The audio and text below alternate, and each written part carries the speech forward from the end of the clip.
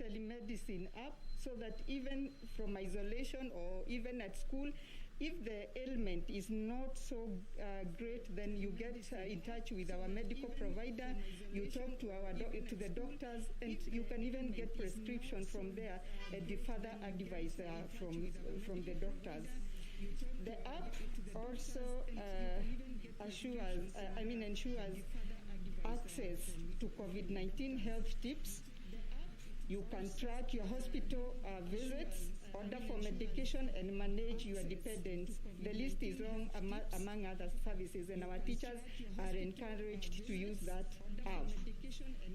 I also wish to announce that the Ministry of Health has accepted our request to open up a vaccination center at KCSE headquarters, where teachers who visit our offices can receive the jab.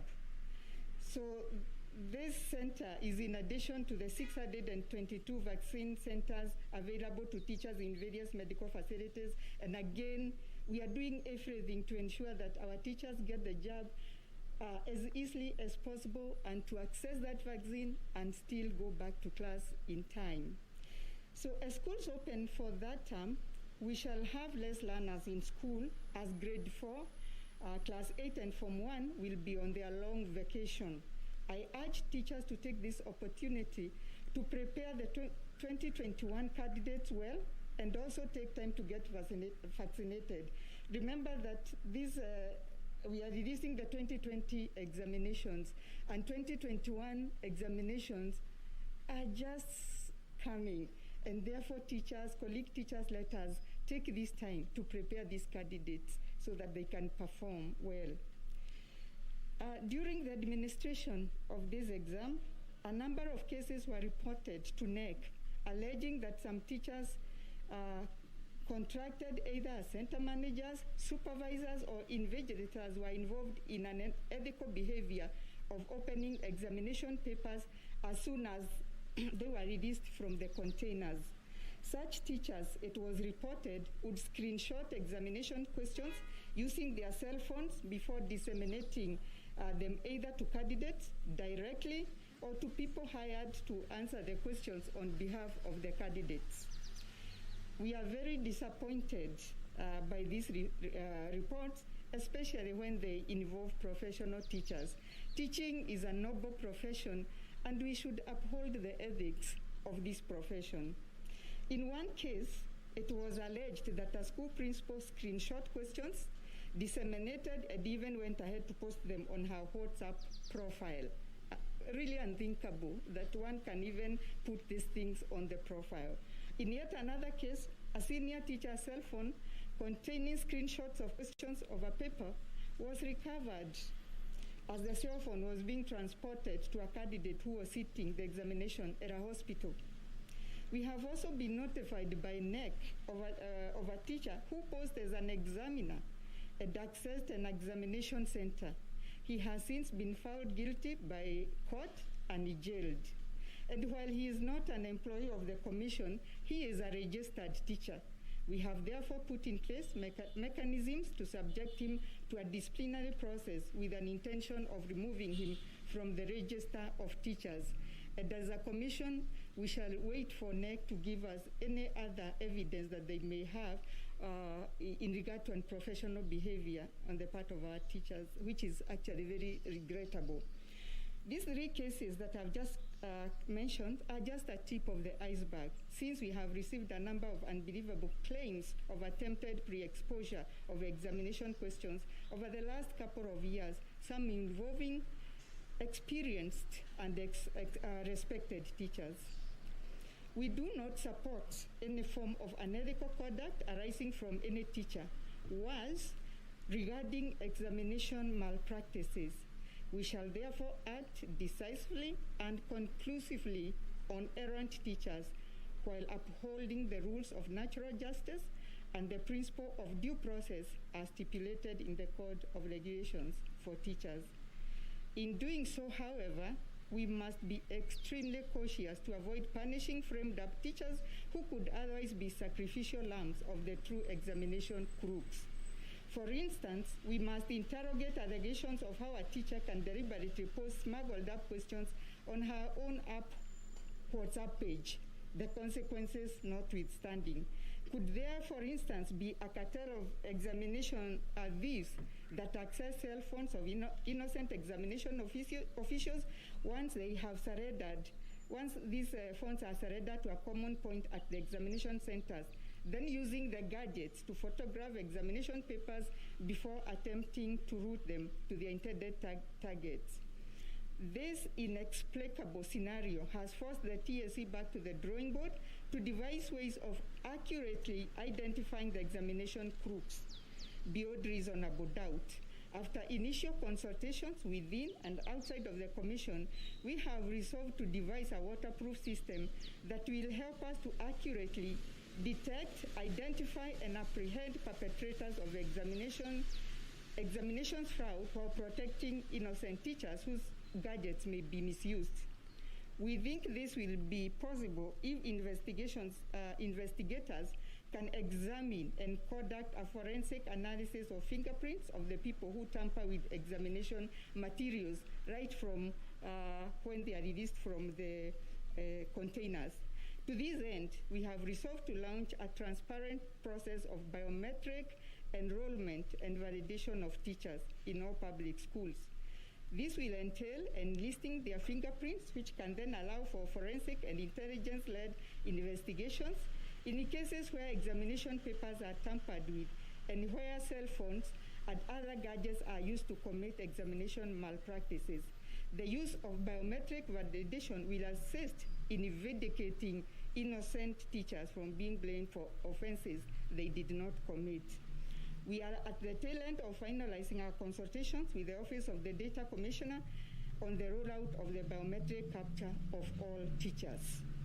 In future, all teachers joining the TSC will undergo the biometric enrollment before they enter our payroll. And this is doing what every other organization is doing. When you go to the bank, you just use your fingerprint and everything, because we do not want our teachers to be accused of what they have not committed, but we will punish those ones who also are involved in the malpractices. In conclusion, I want to say that, as always, the TSC will reward those teachers that NEC will give names who have performed exemplary well and improved in their performance, and we shall recognize them. But let me conclude my remarks now by thanking the multi-agency team that is behind the success that we are celebrating today. I can't forget our foot soldiers in the process, field officers of the Ministry of Education, TSC, and the security personnel under the Ministry of Interior. I wish to congratulate all the 2020 KCSE candidates and wish them well in their endeavors. God bless Kenya.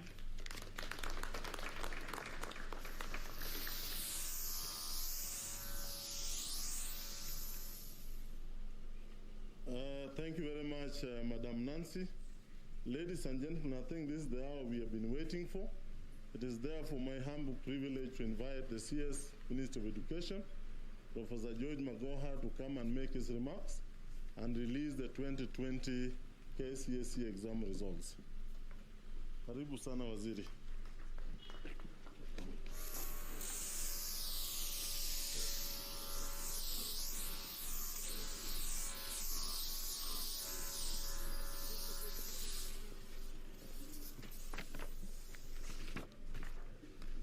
Chief Administrative Secretaries Dr. Sarah Ruto, Mumina Bonaya, and Hassan Nur Hassan, Principal Secretaries Dr. Julius Juan, Margaret Mwakima, Alfred Cheriot, and Ambassador Simon Nabukwesi, Teachers Service Commission CEO Dr. Nancy Njeri Macharia, Dr. Florence Mutua, Chair of the Education Committee of Parliament, accompanied by Honorable Winsol Sosion and Honorable Mboko Milemba, Dr. Onsati, Chair of NEC, Mercy Karogo, Acting CEO of NEC, NEC Council members, distinguished ladies and gentlemen.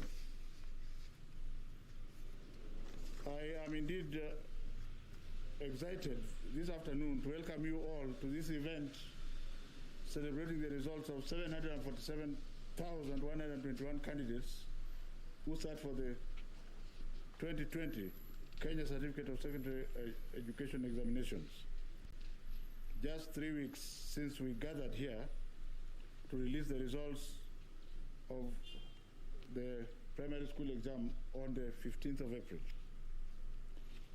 Ladies and gentlemen, after looking at the impressive results that have been posted by our 2020 candidates and taking into account the most trying environment in which they prepared for this examination, I am compelled to describe this show in one apt sentence. Their battle was fought with resilience and ended with grace. Indeed, these candidates navigated one challenge after another that has now left us, all of us, with mirthful faces. Ladies and gentlemen, we have our God to thank for all these blessings of success and wonderful children who have defied the COVID-19 pandemic to shine in their examinations.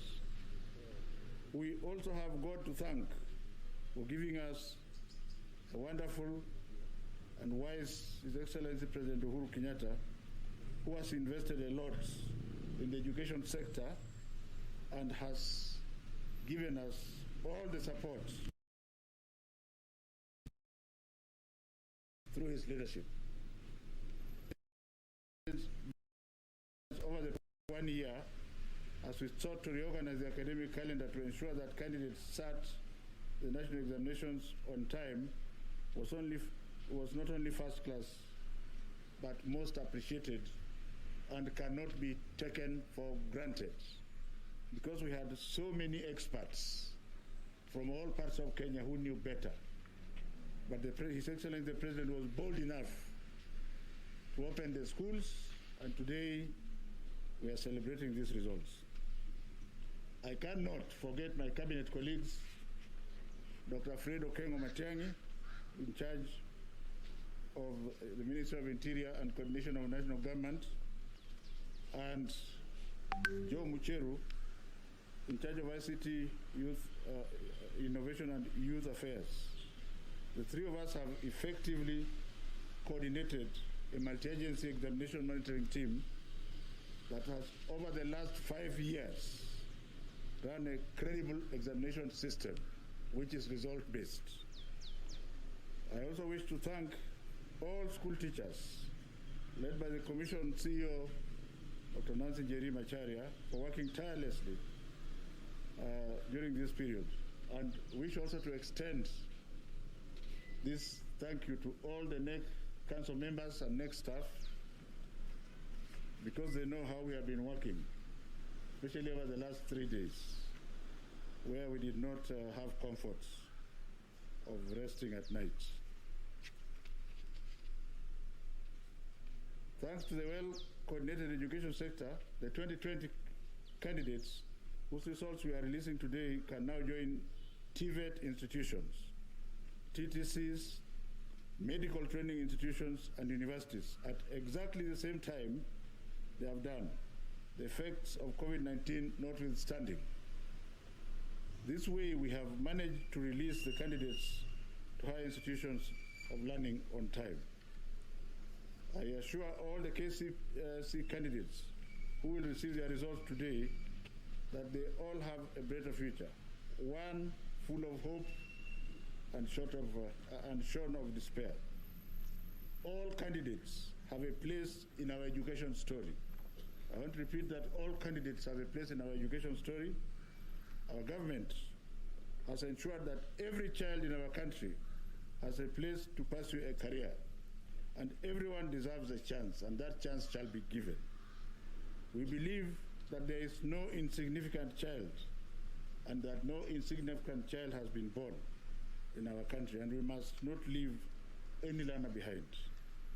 The government has a duty to nurture each of these learners to pursue their dreams, regardless of how low they start to the very top of the academic ladder. Ladies and gentlemen, we believe in this dream, which indeed is what our competency-based curriculum is all about. I am therefore proud to announce that we have created opportunities for academic progression for all the 747,171 who sat the 2020 KCSE examinations. Already the Kenya Universities and Colleges Placement Service Groups, whose CEO, Dr. Agnes Wahome, is here today. I think you should stand so that they see you properly.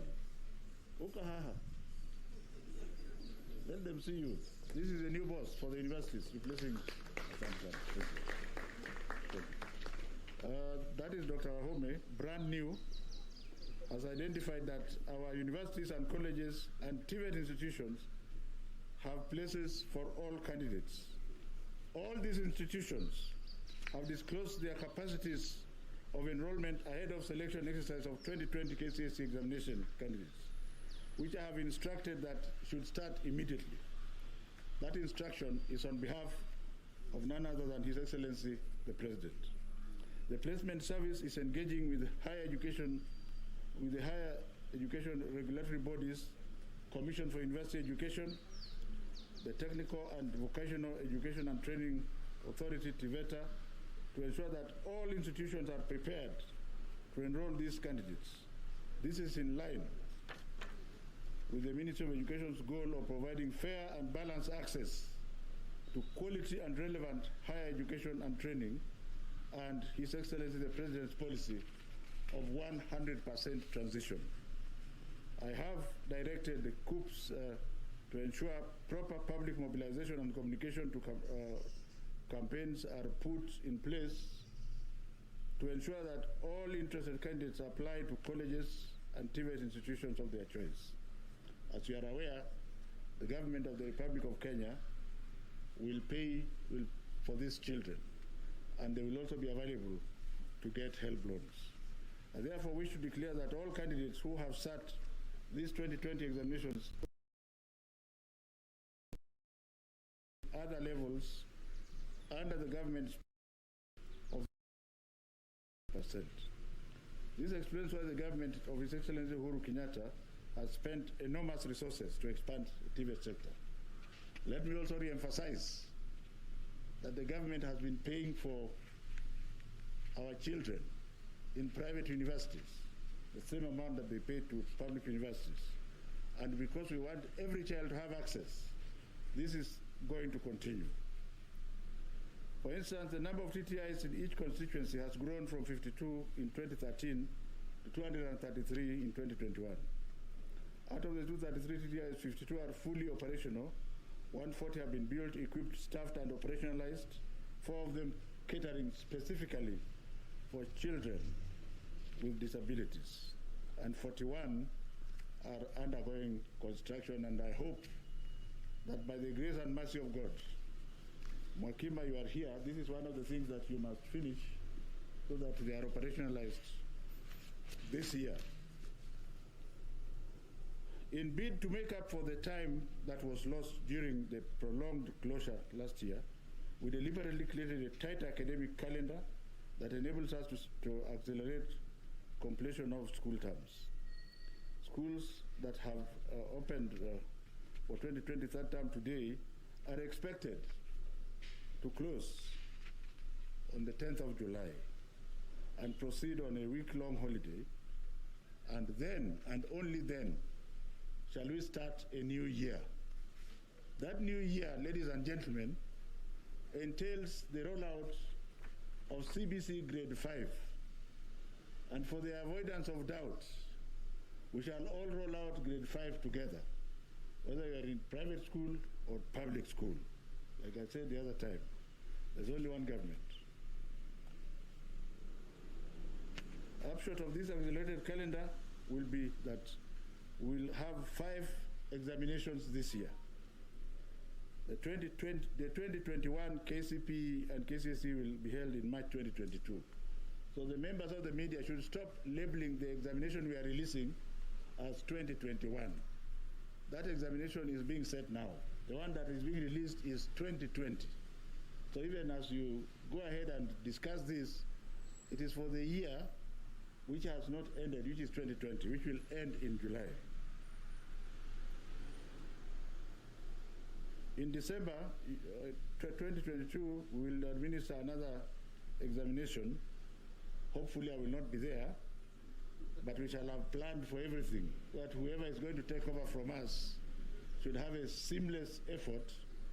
We had tried to avoid this, but I think since it is one country, and we must remember that the world is a stage, and when you are given a job, you don't get attached to it. You just do what you have to do and ensure that when you leave, whoever takes over can proceed on from there. That is the year that in December next year, that will be the year that we shall do the first grade 6 summative examination. As we are aware, His Excellency the President has sworn in a permanent secretary specifically to midwife the competency-based curriculum changes, the CBC, which basically means that this will be done without any problem. We are therefore about to come face to face with the historic examination system next year, which means that we must start preparing for the 5 examinations. I therefore wish to urge all our stakeholders, and especially those in the unions, to very kindly work with us as they have done so in the past, and the multi-agency team on the examination to tighten their belts and to prepare to confront the 5 impending examinations. Yet, I know dressing up such challenges is the team's stock in trade, and therefore it shall be done. The government, through the Ministry of Education, has opened the door to applications for the government's 9,000 odd scholarships under the Elimu Scholarship Program. This program started in 2019 and was originally meant for 110 sub-counties, but again, through the wisdom of His Excellency the President, we expanded it to children in urban slums and informal settlements. And I have since then learned that the greatest number of poor children in this country reside in those areas. The application is ongoing. I would like to encourage everybody who feels it should be considered to apply. We are being assisted here by Dr. James Mwangi, who has a track-proven record of administering such scholarships. The value is 2.5 billion for another 9,000, and we are hoping that 30% of this will go to urban slum children and children in informal settlements.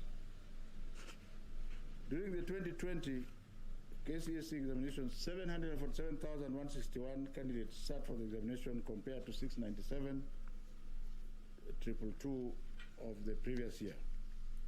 This represented an increase of 6.6%, equivalent to 49,939 candidates. Of the 7,167 candidates who sat for the 2020 examinations, 380,327 were male, while 366,834 were female, representing 50.90 and 49.10. That is gender parity as far as I am concerned, and we wish to thank the government of His Excellency President Kenyatta for achieving gender parity, because we have had continuously more and more girls coming to sit for examinations. As a matter of fact, in 15 counties, more females enrolled than males. And the 15 counties are Taita Taveta, Kwale, Nyandarua, Nyeri, Kirinyaga, Murang'a, Kiambu, Machakos, Kitui, Nandi, Meru, Elgeyo Marakwet, Kakamega, Vihiga, and Kisumu. The counties with a high gender disparity in favor of the male include Mandera, Wajir, Garissa, Turkana, and Homa Bay. When I looked at these figures very closely, except for Homa Bay, there was almost 1 to 2 disparity. And therefore, I'm going to instruct the field officers in these counties to find out what is happening to the girls there. Are they marrying them too early and covering up under culture? And if that is so, we must bust it and make sure the girls go to school. Marriage can wait at least for another 4 years. I have also asked the Director of Quality Assurance, Dr. Stand so that they see, because people keep asking quality assurance. This is the Director of Quality Assurance. And she has capacity of sleeping inside a marking center for 48 hours. What nonsense are you looking for? Please sit down. Quality assurance standards to investigate the cause of low female candidates. You know, some people want bodies who cannot do the work. I identified Dr. Gaturu from the fields. Nobody introduced me to her. And I was not even a minister then. I was just an ordinary chair of NEC.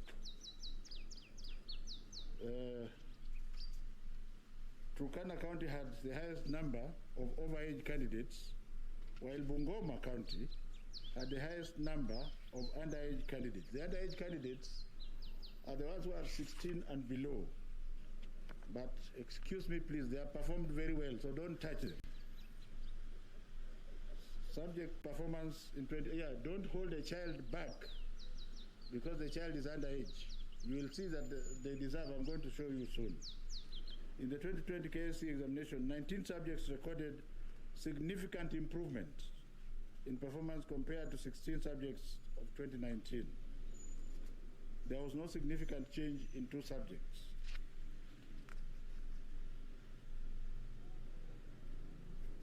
There were 893 A-planes. There were 893 candidates who scored A-planes, which is 0.1%, as compared to 627, which compared to 0.09, 2019.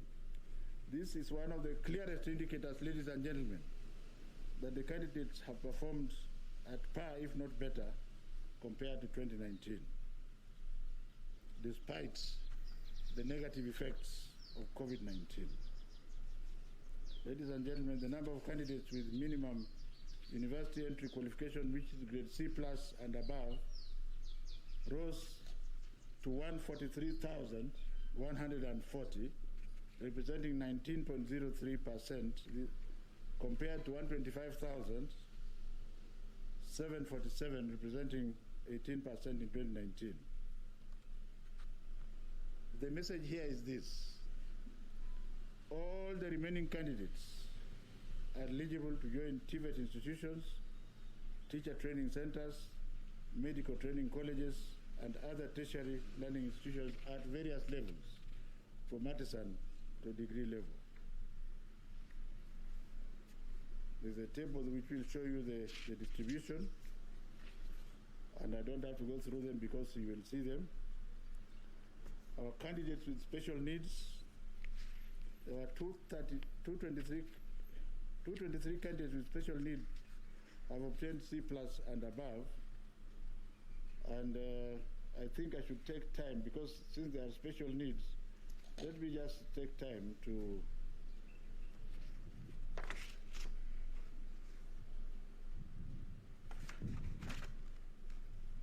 this is an improvement as compared to the 127 of last year, which was 7.6%.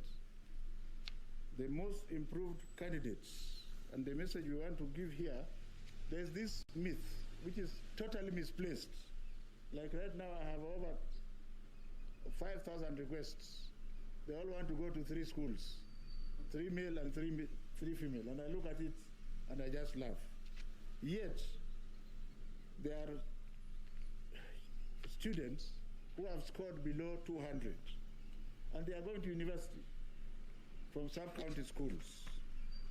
And I think you will allow me to show you how the so-called children who are flopped have passed well enough to join universities, from universities or TVET, because now even a student with A can choose to go and do a TVET course where he is sure he'll get a job tomorrow. And I want to start with one who is from a sub-county school. The name is Cheriot Bet Dennis, Kimargis Secondary School. The sub-county school is somewhere in the country. He has moved from 190 to a B minus, so he's assured comfortably. of a university space. The next one is Maluti Tom Miti from ordinary 199, and he's got a B minus also from St. Teresa's Secondary School in Bikeke, the sub-county school. The fourth one is Kipis Soimit Charity from 150, actually 151 in primary school, to C+ from a sub-county school. The fourth one is Sadera Sempeyo Shalvin from Oldekesi Secondary School, 168 to a B minus. The other hero or heroine is Kamar Abdullahi Jamale, 163 from Habaswein Mixed Secondary School, Habaswein Mixed Day Secondary School. It's a sub-county school. The other sub-county school is Sololo Pamari Joseph, Oldekesi Secondary School, is a sub-county. Then there are one or two extra-county schools where we have Hassan Abdullahi Osman, Wayam Secondary School is an extra-county school. And the message here, ladies and gentlemen, is very clear. This, I don't know whether to call it madness or lack of knowledge, that you must go to the Panganis and Kenya high schools of this world.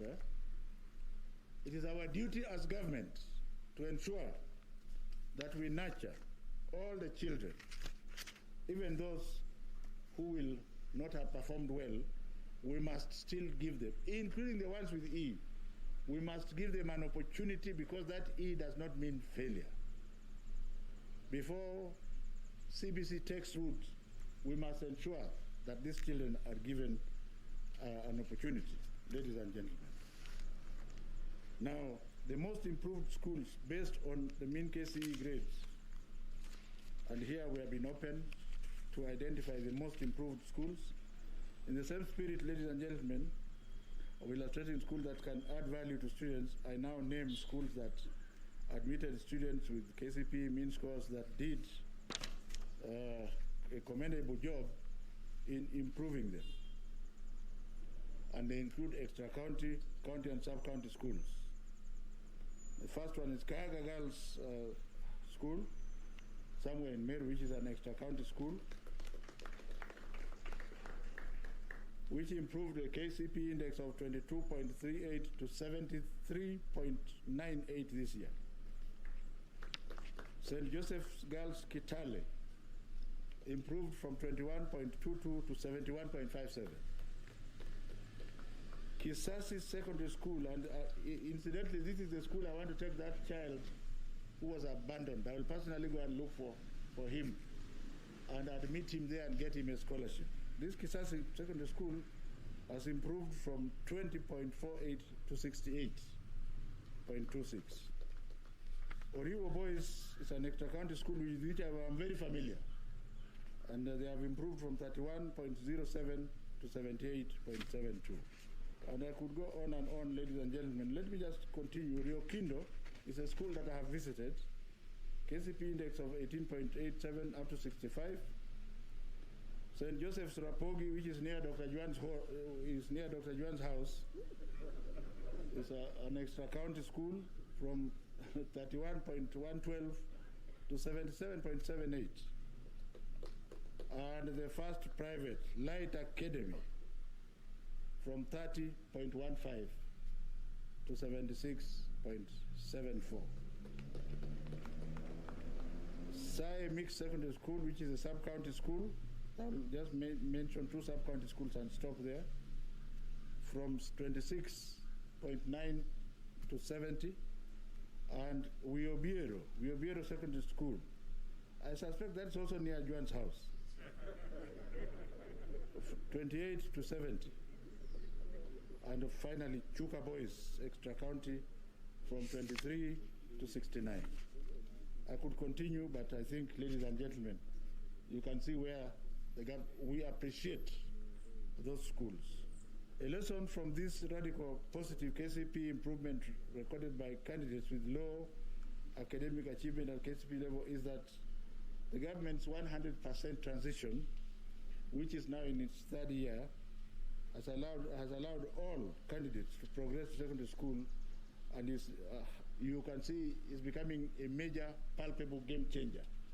You are no longer safe hoping that, oh, if you are in KCSE, therefore you are not going to go to any university. That is where the river used to be before. So we are taking the river back to its course. And I think God should be praised for this. If we can sustain this policy over the years, then we stand a chance of saving many academic lives of poor children who otherwise would have been lost because of corruption and what have you. Now, I'm sure this is what we are waiting for. The top candidate this year is from Muranga High School. The index is 87.334. We thank God he's a male. The name is Simiyu Robinson Wanjala.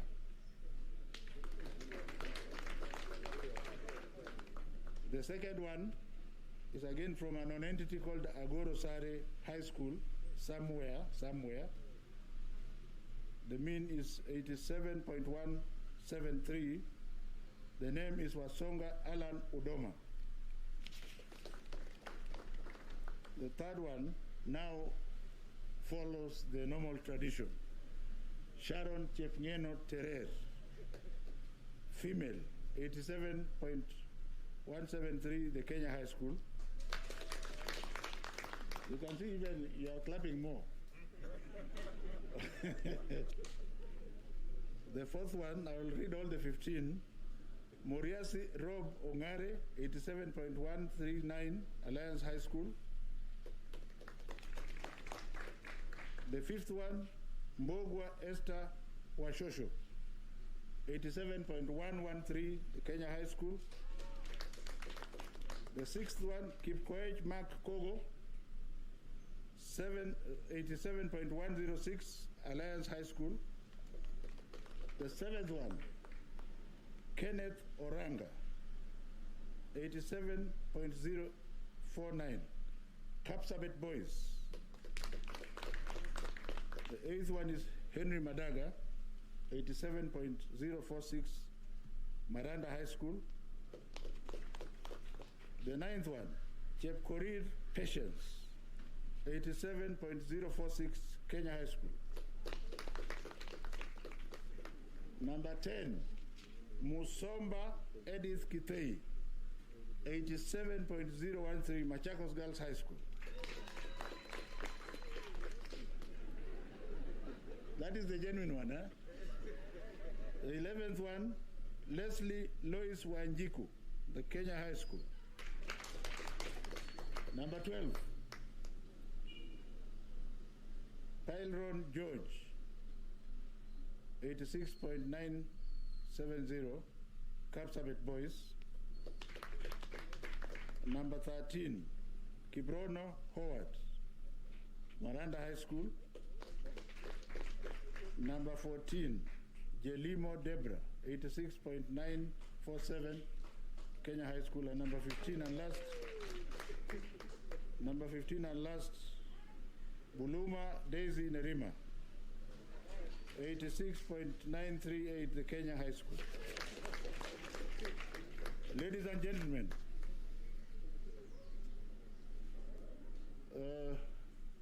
the under-16s, these are the special ones who are 16 years and below. The first one is Musomba. So this Musomba, who is on the top 15, is actually under 16 from Machakos Girls. It should be clapped for properly. Makanda Nicole Pialson from Alliance High School is also here, 86.7. The third one is Mutabari Frank Mogambi, Kapsabet Boys. The fourth one is Kipto Gertrude Jeruto, St. Joseph's Chepterit. Fifth one is Kiplangat Gerald, 85.7 from Alliance High School. The sixth one is Craig Onyancha Moturi, 85.6, Mangu High School. You see why I was telling you not to touch these children. The seventh one is Kimunye Dennis Washira, Alliance High School, 85.6. The eighth one is Bill Clinton Jefferson. Wow. And he is from Miranda, so he must be coming from around that area.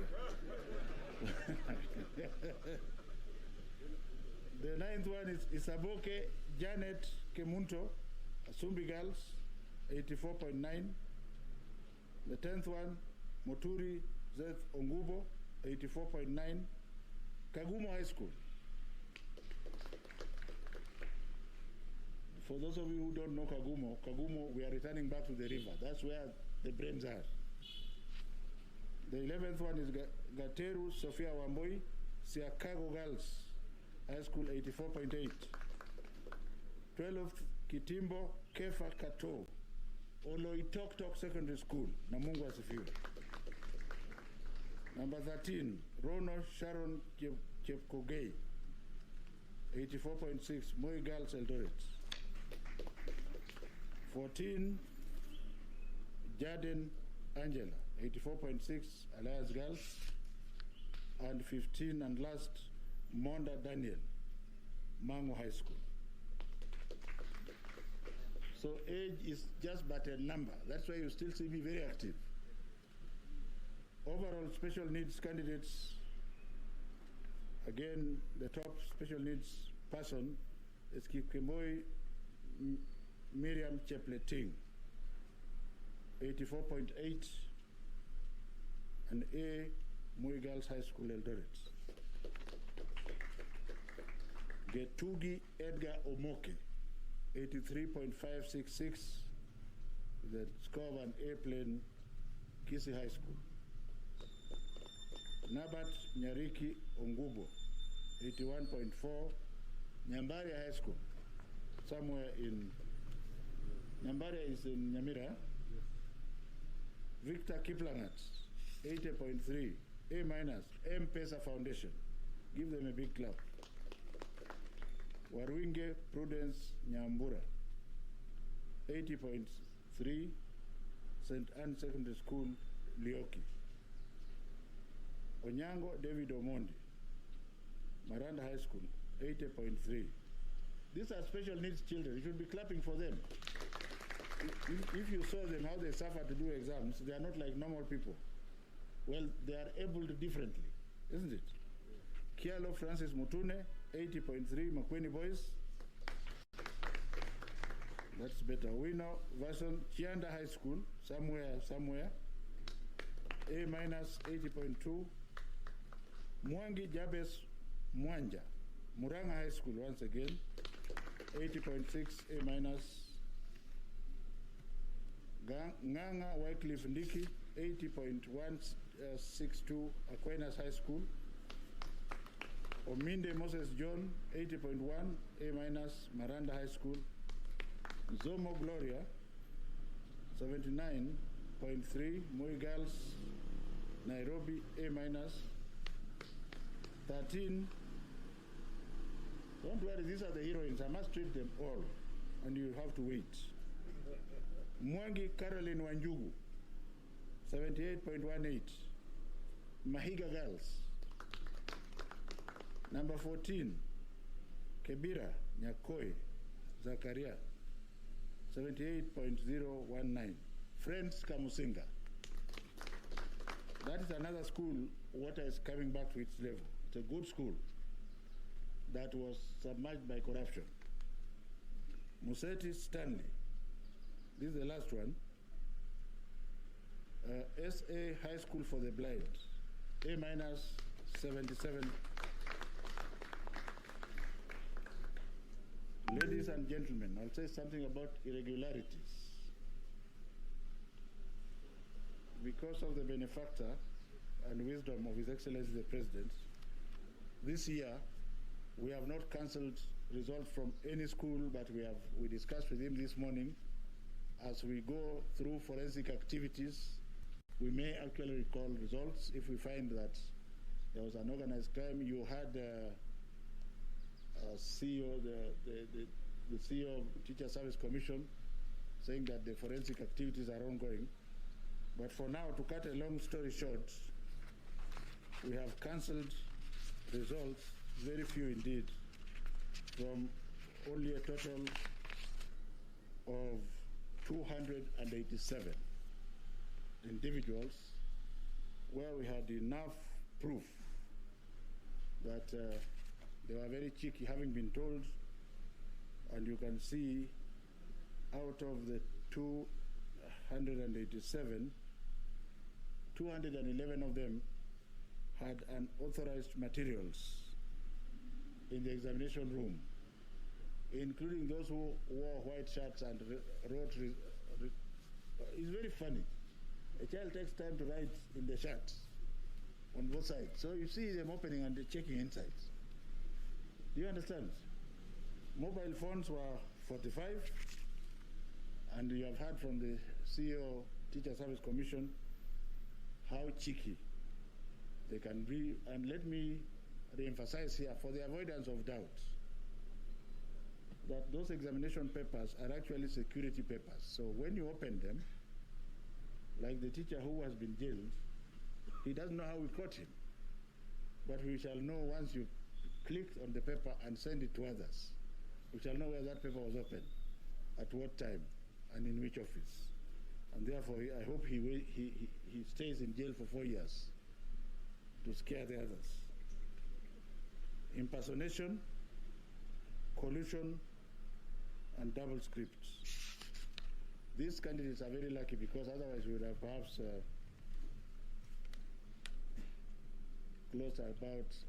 cancelled about exams from about 20 other schools.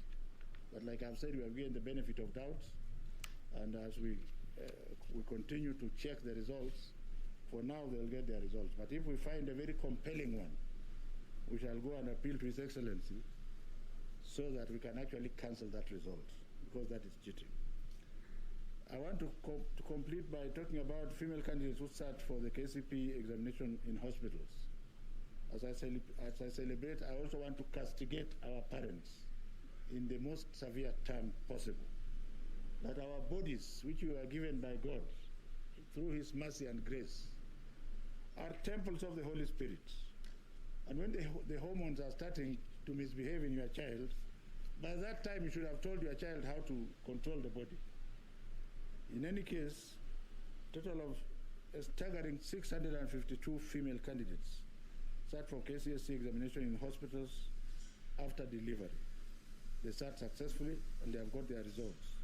Counties that had the highest number of candidates who sat their examination in hospitals after delivery: my PS, my district. I am charging you to help me, since we are working together, that at 43, we would want to find out what is happening at that level. And since this is one government, that's why even though he's in the university sector, we are going to work together. I will also get involved there. We must get to the root cause, Dr. Baturu. Why? Who is it that is hoodwinking our children? Can we persuade the parents to work with us so that you tell the child what to expect, and not to spare the rod in the house, not in the school? The moment I say in the school, they will kill me. In the house, unaweza chuna masikio, hakuna mtu ataona. The next county is Meru with 38, Nakuru with 36, Kisii, where the chair of NEC currently comes from. Wananzati, you have other duties to do. And Nandi, Chariot, even though you are from Kericho, it's near there. We may need your action.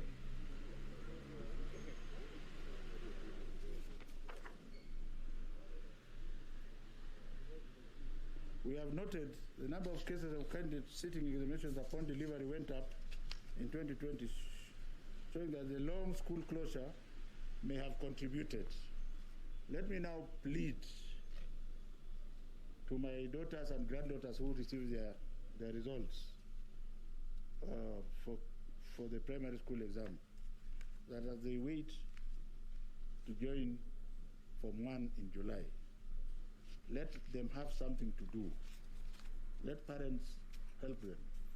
We are going to continue to work with my brother and friend, Fred Okengo Matiang'i, right down to the chiefs. And I was instructed to track down these girls and to make sure they are not loitering around and being cheated with sweets and what have you. The stories you hear about sanitary pads in primary schools is fake. The government of His Excellency the President this year spent 490 million shillings. And we gave packets for 9 months. And we are sure that the packets reached, because even we worked together with the parliamentary group, they monitored. Now the challenge is now in the front line at home. Now I don't know, Dr. Mutua, whether you have an answer to that one, because if a girl comes home with a package for 9 months and there are 2 other females in the house, how do we protect our girls? So this is work in progress, and it is social. And instead of throwing the mud back at government, can we find a solution from the family front? The ministry will work with all relevant government departments to ensure that we focus on the worst hit counties, like I've said. More importantly, I want to urge parents and guardians to do more than ever before to talk to your child. Your child does not need money. Your child needs your time and wisdom. Does it mean that the girls who are there during my time were animals? Were they not human beings? They carried themselves with dignity because the parents did their work. As you go to look for money to feed the children, can you also spare a bit of time, please, to talk to your girls? They will listen to you. Now, in order to access your results, ladies and gentlemen, candidates should therefore collect their results from their respective examination centers. Individual candidates can also access by sending candidate's index number followed by initial KCSE through short messages SMS to 20076. This service will be available immediately after this event. It is now my humble duty and privilege to declare the KCSE examination results officially released. I wish all candidates success in their future endeavors, and if by the grace of God I am here for the next examination, it will be through grace and mercy of God, because we must take life easy. Those who have died of COVID are not greater than myself. I'm much greater than myself. And if we are able to see tomorrow and we continue in this capacity, it can only be through the grace of God. So in the event that I'm still here, we shall continue. If I'm not here, the grace must still go to God for His most infinite mercies. Now where is the...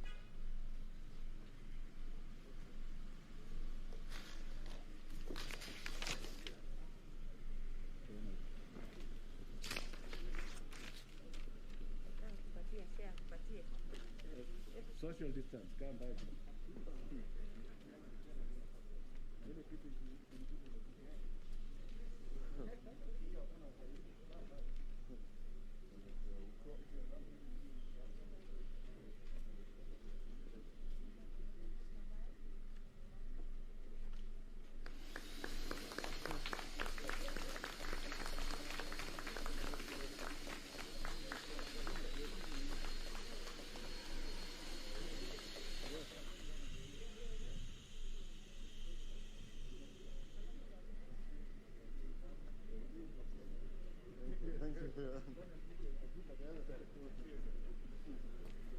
Asante sana Waziri.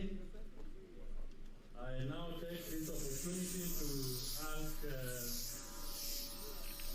Madam Imelda Baraza to move a vote of thanks. Madam Imelda. Thank you very much, our Master of Ceremony, our Honorable CS, our most valued invited guests, ladies and gentlemen. It is now my humble pleasure to have been asked to propose a vote of thanks on this occasion of releasing the 2020 KCSE results. On behalf of the Kenya National Examinations Council and the entire fraternity of education stakeholders gathered here today, I would like to pass a vote of thanks to all speakers and guests for gracing this occasion. A big thank you to our chief guest, Professor George Magoha, our Cabinet Secretary, Minister of Education, for gracing today's function. Thank you, sir, for the firm and steadfast leadership. And through your remarks, we have learned that we have to take the river back to its course. Ladies and gentlemen, you'll agree with me that our CS has an indomitable spirit. Can we give him some rounds of applause? Allow me to mention our deep sense of appreciation for the CEO Teacher Service Commission, Dr. Nancy Macharia, for having spoken with passion about the commitment to service and selflessness of the teaching fraternity. Ladies and gentlemen, we appreciate that she has taken a transformative agenda for the Teacher Service Commission, and I'm sure as NEC, we're also going to benefit a lot from the biometric registration that will be undertaken for all the teachers. Another round of applause for her. We appreciate the fact that Right, there you have it, the release of 2020 Kenya Certificate of Secondary Education Examination, and the results were announced by Education Cabinet Secretary Professor George Magoha. The top candidate, Simiyu Wanjala Robinson from Moranga High School, Wesonga Alan Odoma came in the second position, and the top female candidate, Sharon Terror, with 87.173 points, and she comes from Kenya High School. Now, among the top schools that have been listed to have produced top candidates in the 2020 KCSE results include Kenya High, Kapsabet Boys High School, Maranda High School, Alliance High School, Machakos Girls, Kagumo High School, Siakago Girls, Mangu High School, and from this we had in this year's results 893 candidates produced a mean grade of A in the results, and according to Education Cabinet Secretary, we had 752,933 candidates who registered for the 2020 KCSE exams. However, he has only released results for 747,171 candidates. These as the Ministry of Education cancelled results for 287 candidates owing to examination malpractices. However, the Education Cabinet Secretary, Professor George Magoha, has said that they have not nullified total results for any school. This, as he says, as the government looks forward towards 100% transmission. However, he says if any case of examination malpractice is found in these results in any school, then the results will have to be recalled and measures will be taken to ensure that we end cheating in learning institutions. These are for the national growth. Remember, as I mentioned earlier, 1,933 candidates registered for the 2020 KCSE examinations.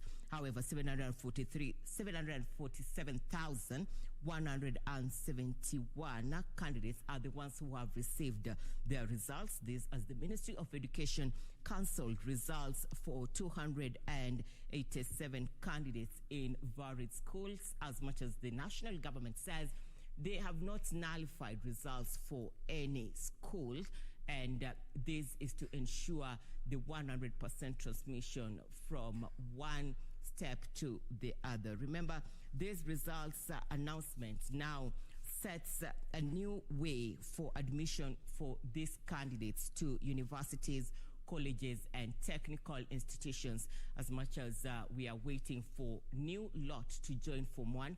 Education Cabinet Secretary says parents should keenly observe the movements of their children back at home.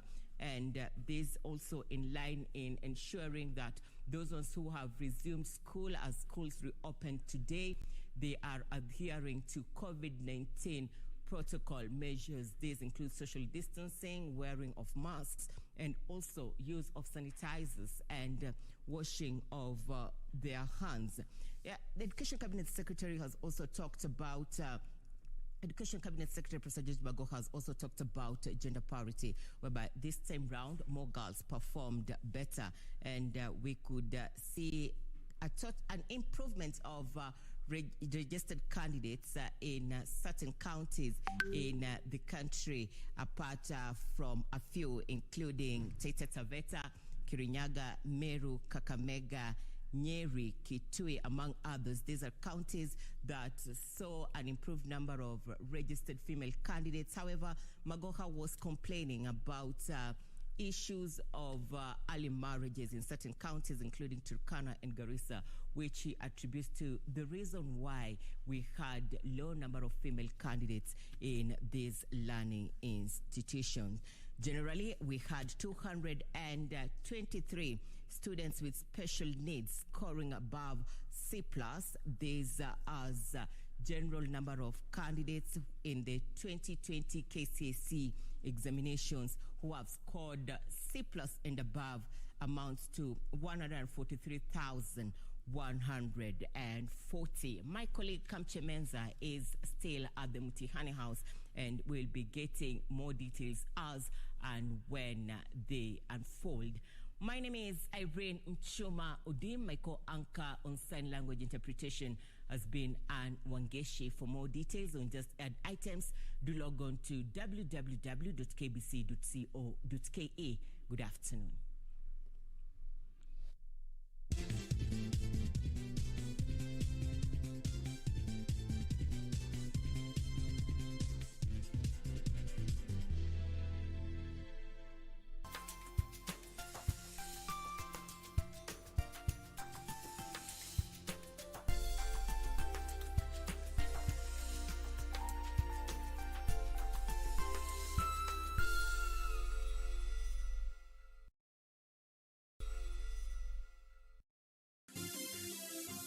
Vera Beauty College. Vera Beauty and Fashion College, with branches in Nairobi, Eldoret, Thika, and Meru. Did you know that we are a TVET approved institution? We offer courses in fashion design, interior design in soft furnishing, event decoration, flower arrangement, event planning, hairdressing, barbering and dreadlocks, beauty therapy, makeup, nail technology, spa massages, teaching skills, TOT, solo business management, and many more. Register now and visit our website on www.verabeautycollege.com. You can also call on 0725 923 550 Nairobi branch, 0728 087 689 Eldoret branch, 0722 227428 Thika branch, 0725 000-706 Meru branch. Vera Beauty and Fashion College, a TVET approved institution.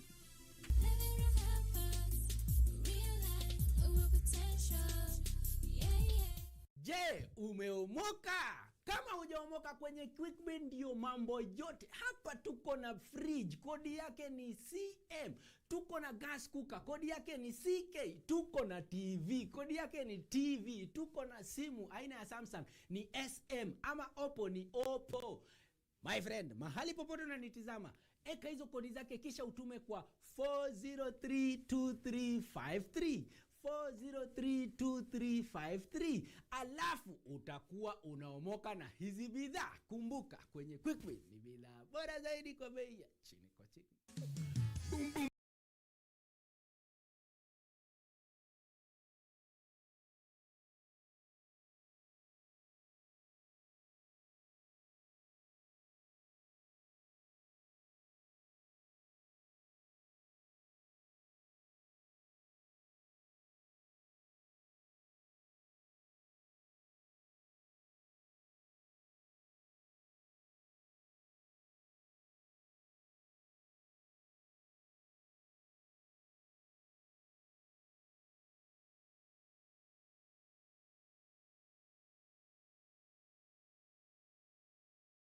Thank you, Mr. Speaker, and thank you for this opportunity to support the bill as moved and as elucidated by the chair.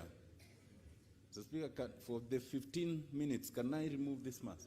Yes. Thank you. Thank you. Mr. Speaker, from the outset, it is important to point out, if the consultation could reduce, that the ultimate recommendation of this report is that both houses approve the bill without amendments. And that is in page 169. It is true that there are members who may have spoken prematurely on this